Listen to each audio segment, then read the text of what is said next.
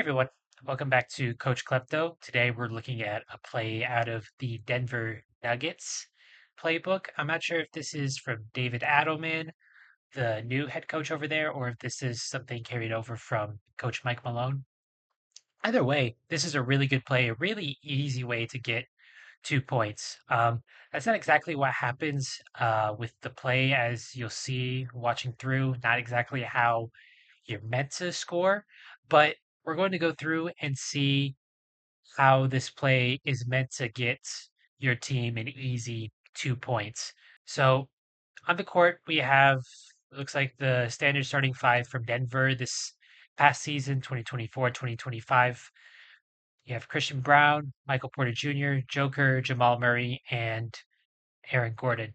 Aaron Gordon and Jamal Murray are kind of corner sitting or decoys in this case. Both of them can shoot pretty well. If you watched the playoffs, you saw how good Aaron Gordon was behind the arc. But this play is going to be centered around Joker, Michael Porter Jr., and Christian Brown. So I like to call this play Joker. We're just going to watch through it real quick, and then we'll dial back and just slow things down to digest it a bit better. So you have a play, screen, oh, and then a slip. And then you have the dish outs, and that's not what was supposed to happen, but that gets you 3, 4 points if he made the free throw. I don't remember if he did.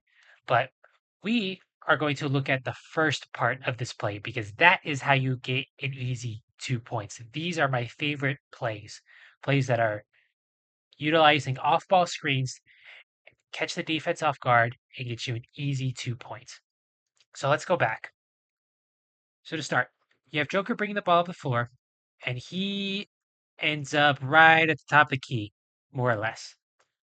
And you have Christian Brown over here in the spot where the wing starts to turn into the corner right there. You can kind of see this spot on the other side. That's where he is over here.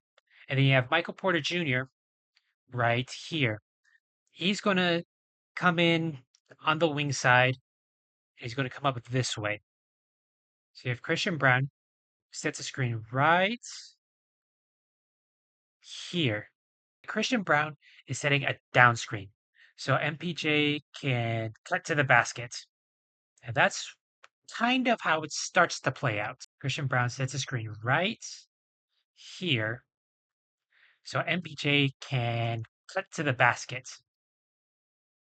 But it's not about MPJ cutting to the basket. It's about getting the switch so that the defender that's closer to the basket, that's in between Christian Brown and the basket, is forced to worry about MPJ. But the point is to draw the attention to MPJ going to the basket. But he's not going to catch the ball. He's just running as a decoy. So let's keep going. MPJ fakes to the basket, and then Christian Brown gets the pass. Now, Christian Brown gets hounded by defenders here, and that forces him to pass out to Aaron Gordon, who then hits Jamal Murray for a contested three and a foul. But the ideal way that this play should be run, Christian Brown comes up and sets a down screen right here. Perfect screen. Because Shea has picked up MPJ, and this down screen with MPJ faking a cut to the basket essentially forces the switch. Blue Dort has to pick up MPJ. But the ideal way that this play should be carried out, if MPJ doesn't get the pass after cutting to the basket, if Lou Dort does a good job, or whoever, if Lou Dort does a good job of picking MPJ up, you should immediately back up to the corner because one of MPJ's strengths is knocking down threes. Therefore, Lou Dort, or whoever would be guarding him, would follow MPJ, stopping him from going to the basket, and then follow him back out to the three. If he doesn't follow him back out, Joker hits him with a pass, and boom, he knocks down the three. But what we want to happen is Lou Dort following him back to the 3-point line, and then Christian Brown, whose best defender, whose best line of defense on him, isn't in between him and the basket, then cuts to the basket like here. Now, OKC's defense is really attentive to this. They see it coming, and that's what forces the pass out. But a less attentive defense, which is what we're hoping for, but a less attentive defense does not catch that. Christian Brown on a less prepared defense would get the easy layup right there. And that's what we want to happen. So let's go ahead and take this to the whiteboard. Okay, let's take another walk through Joker. So first things first, we're going to put our decoys here, decoy 1, and then decoy 2 over here. So in the play that we saw, Aaron Gordon was decoy 1, Jamal Murray was decoy 2. I would generally say that decoy 1 should be the better shooter to draw his defender closer to him here, because he's going to be a lot more key as a help defender, looking at it from the other side of the ball. And then Jamal Murray's defender would be about right here. In the play, I'm pretty sure Chet Holmgren was about over here, but if you have a shooter that draws enough magnitude as decoy 1, odds are that defender is going to be closer to him like I have depicted here. Then we have our ball handler. They'll bring the ball up the court and end up right about here, somewhere in between half court and the three-point line. Not too close to the three-point line because we don't want to draw too much pressure from his defender or her defender. So this defender will be hanging around the three-point line, but they will be focused on the ball handler in case they decide to make a move. So this is where the play is actually going to happen. It's going to happen between the ball handler, the shooter, and the one who runs to the rim. So we have our shooter. We'll put an S for them right about there, as we generally do. We use an S. And then we have the person who's going to run to the rim eventually. We'll say they are R. And the play that we saw, Christian Brown is R, Michael Porter Jr. is S. Christian Brown's defender was about right here, and then the shooter's defender was about right here. Now, the key part to this play is to force the defense into an uncomfortable position. We want to create a situation where the defense falls into a rhythm, and that rhythm actually messes them up one way or another. It's not that the defense makes bad decisions, it's just that we're acting smarter as the offense. So in the play, we saw Christian Brown come up here. He was more over here, but I think it'd be better if the if this player started more over here. This player is going to start kind of towards the corner, within the three-point line though. They are going to run up here, and they are going to set a screen for the shooter. The shooter is going to run into the screen right here, and when they meet, that's when the rim runner, however you want to put them, player R, they are going to stop once they come at an intersection, right about here. I believe they were a bit closer to the three-point line in the actual play, but I think this is a good spot to do it as well. So when player R comes up, his defender, of course, is going to follow him. And this player is going to try and stick with the shooter as the shooter moves downwards. Now, what we're anticipating is this player calling a screen, and this player setting a good screen on this defender, preferably setting or forcing a switch. In switching, this defender who is now up here, I won't mark that, but this player who's now up here is now on the shooter. And the shooter is going to run to the rim. And this defender is going to react. He comes up here, follows him. But rather than go all the way to the rim, the shooter is going to stop and then backtrack to the corner. And the shooter needs to move quickly. We are anticipating a Michael Porter Jr. type player, maybe Steph Curry off the ball, someone who was fast and ideal as a catch and shoot type of player. So they are going to run to the rim. So this defender, off of a good screen, is going to switch onto the shooter and follow him to the rim. However, this creates a problem, especially when the shooter doubles back to the three-point line. This defender comes up here and then comes back here following the shooter, ideally, is now sat right here. When the shooter doubles back to the three-point line, they have to make a decision. And 90% of the time, they will make the first decision that I'm going to say. So this defender will either follow the shooter to the corner or they will stay in the paint. Odds are this defender is still held up by the screen, and the switch is kind of a permanent switch for the rest of the play, meaning that they don't anticipate switching back anytime soon or until the next offensive possession. As such, when the shooter doubles back to the three-point line, this defender, hopefully, and as they should, will follow the shooter back to here. If that doesn't happen, if this defender stays in the paint, stays around the paint, then the ball handler will see this and overhead pass to the shooter. It's a long pass, but overhead pass to the shooter and a knockdown from the corner. Because it's from the corner, that creates a little bit, or because of the distance, there is a bit more opportunity for the defense to recover.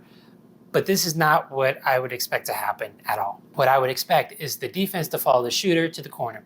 Now, going back to this problem that we said before, when this defender is sat here, there is something else going on. We have this player who he was originally guarding, who she was originally guarding, who is sat right here. Now, it's getting a little messy, but bear with me. They're sitting about right here, and their defender is right here. They are, if the play is moving fast, they are still kind of stuck on the screen. They can potentially deny a pass. They're in between the ball handler. They're in between the ball handler and the player that they have switched onto. However, they are not in between the player they switched onto and the basket. And this is what happens in the play. With this opportunity, Michael Porter Jr., who didn't necessarily run to the basket and then back out to the three, he still created enough space for his teammate, Christian Braun, who to then run to the basket with his defender on his tail. And what Joker did is he executed a great over-the-top pass,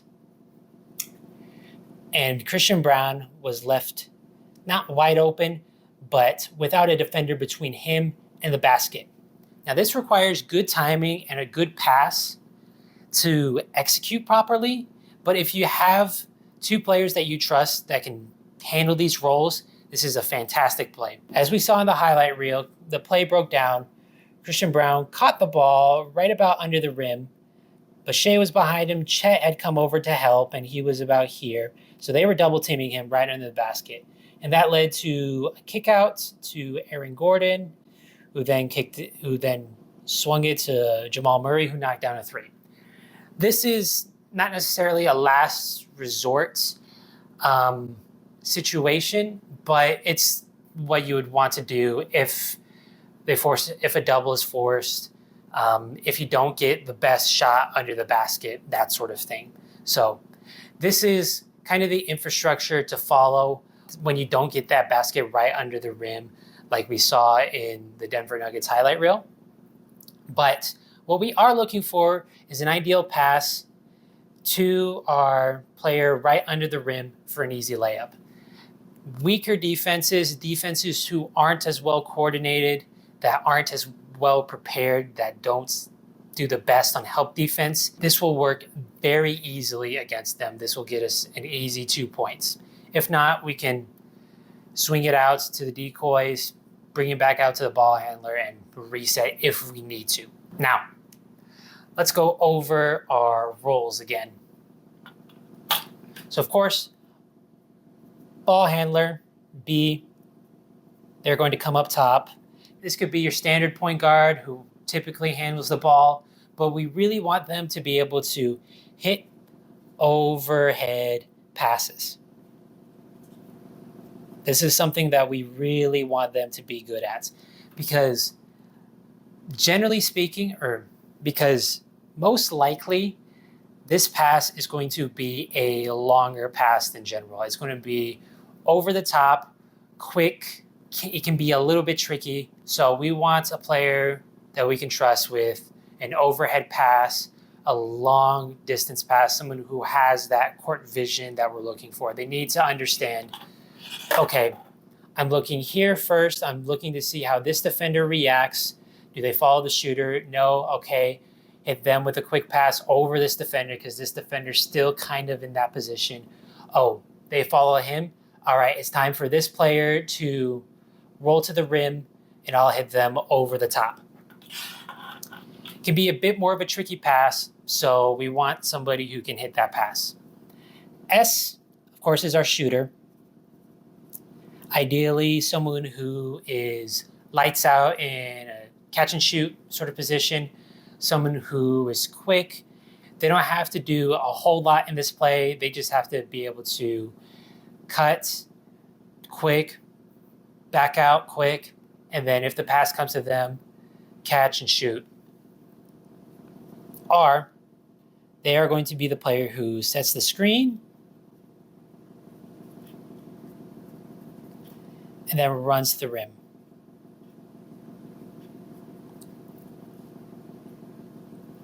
They just have to be able to kind of read the body language of the ball handler because odds are they are going to be facing the ball handler the entire time because of this screen. Because of that screen, they likely aren't going to be able to look behind them to see, okay, now I need to cut to the basket. The ball handler needs to be able to communicate with them, maybe non-verbally, or just say now, and then the player R is able to cut to the basket at that correct moment. Then, of course, D1 and D2. These are our decoys. Again, as I've been generally doing, I like D1 to be the better shooter than D2 if possible. With D1 being the shooter, they are going to draw their defender to be closer to them. And by the way this play unfolds, this defender is the most likely to jump into help defense, as we saw from Chet Holmgren in the highlight reel that we watched. So as usual, D1, we want to be the better shooter between our decoys. But that's Joker. I think this is a pretty good play to execute. It's good to practice your overhand pass, but I think this is, generally speaking, a play that most teams would be able to run. They'd have the right personnel to do it. Player R could be anyone who is getting used to playing a bit more minutes. Your 5 who isn't a stretch 5. Player R just needs to be able to set a good screen and then make a cut at the right time. So one thing that I will say, if player R is the 5 and you get their general defender, the player who typically defends them is a rim protector, very big, very athletic, a Victor Wembanyama type player who's going to hang around the baskets a lot, then odds are they will probably hang around the basket after the switch, if there is a switch. Again, this player needs to set a good screen to give the shooter the best opportunity to get to the basket quick and force a switch, because that's really what we want to do. We want to force a switch, and then we execute based off of what that defender, this defender right here, does. But that's Joker. Let me know how it works for you guys, and I'll see you in the next video.